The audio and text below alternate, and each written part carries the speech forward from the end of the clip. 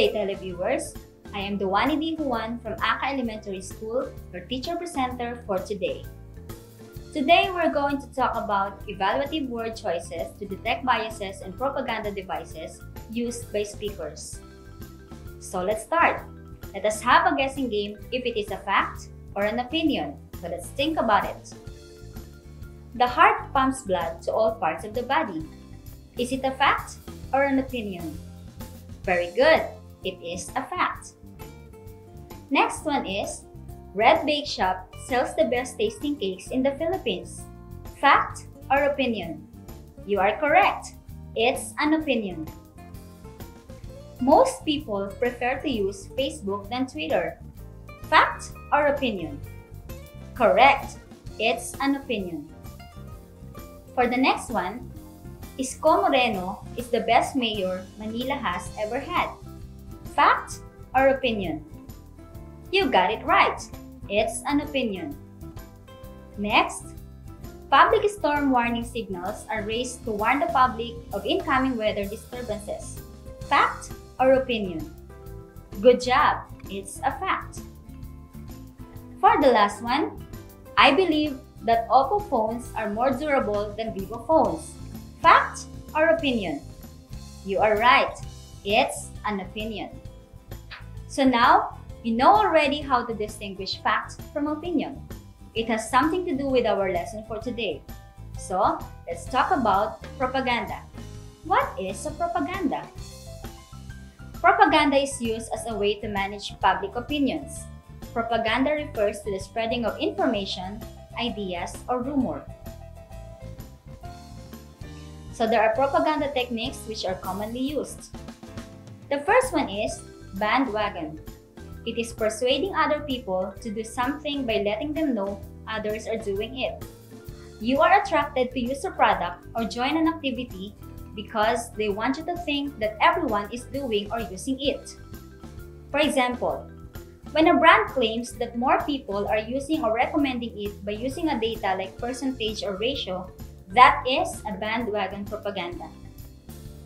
The second one is plain Fox. This type of propaganda encourages you to use a product because it is what folks at home are using. An example of plain Fox propaganda in an advertisement is when it is trying to show ordinary people overcoming their battles in life and trying to be positive against all odds. And to help them with their daily struggles in life, a brand coffee is what keeps them awake and alive.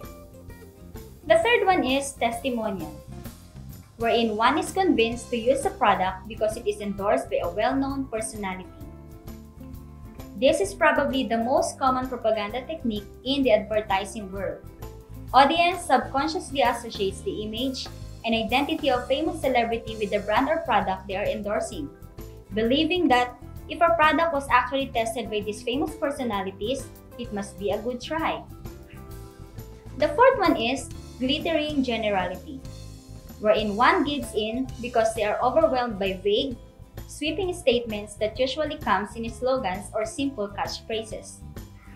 For example, an advertisement that has an emotionally appealing phrase so closely associated with highly valued concepts and beliefs that it carries conviction. The last one is name-calling or stereotyping, giving a person or an idea a bad label. This is used to make us reject and condemn a person or idea without examining what the label really means. This technique also consists of attaching negative labels to a person or a thing. Rather than explaining what they believe in, they tear their opponents down. An ad that shows the technique of name-calling or stereotyping is a poster wherein terrorists, insurgents, guerrilla, and militants were branded as evil.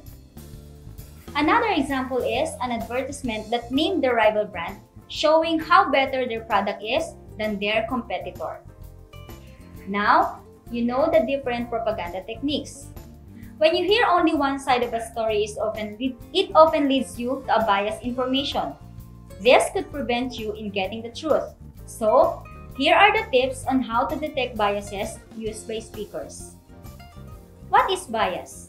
On the other hand, Bias is a judgment based on a personal point of view. It is a strong feeling for or against something without enough reason, prejudice. Here are the tips on detecting biases used by speakers. Number 1.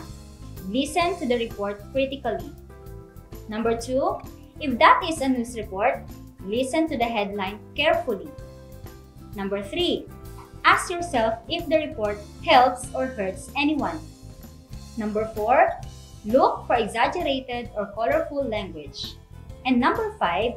Identify the reporter's tone to see how she or he feels about the topic. Listening to the report very attentively helps you in detecting biases.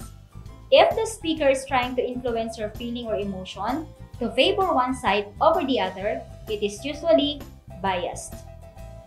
So here are the types of biases. Number 1, gender bias. Favoring or discriminating one gender over the other. Number 2, age bias. Favoring or discriminating a certain age group.